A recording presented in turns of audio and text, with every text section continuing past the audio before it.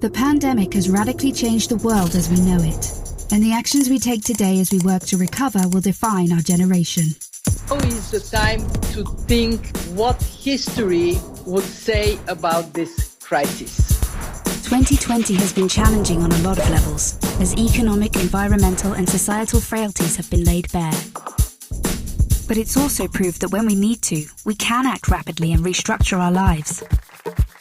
The recovery from the pandemic is an opportunity. We can see rays of hope in the form of a vaccine, but there is no vaccine for the planet. Nature needs a bailout.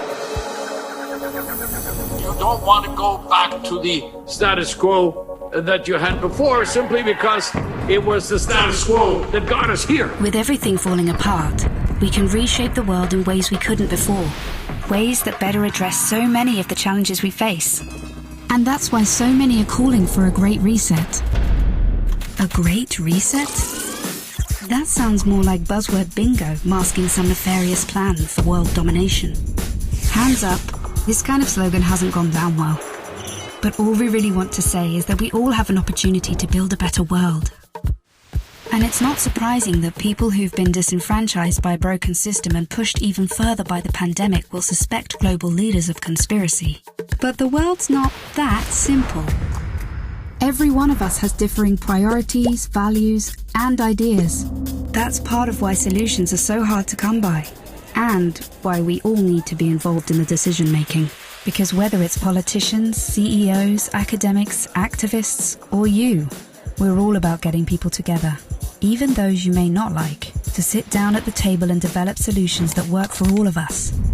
But we need enormous trust between the private sector and the public sector for this to actually work. That trust is hard to come by. It's time for people to work together, listen to each other, and build this trust so we can move towards a better world. And we really need one.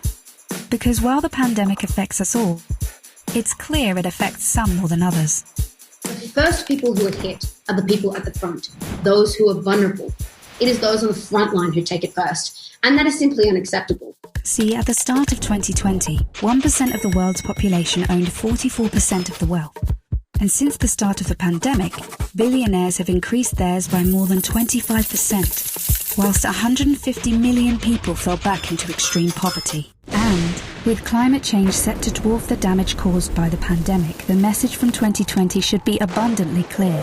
Capitalism, as we know it, is dead.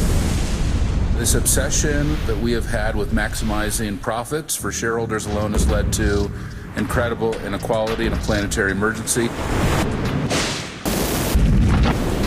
But no one can do this alone, and top-down approaches won't get us anywhere, because everything we've learned in our work has shown us that diverse voices lead to better results.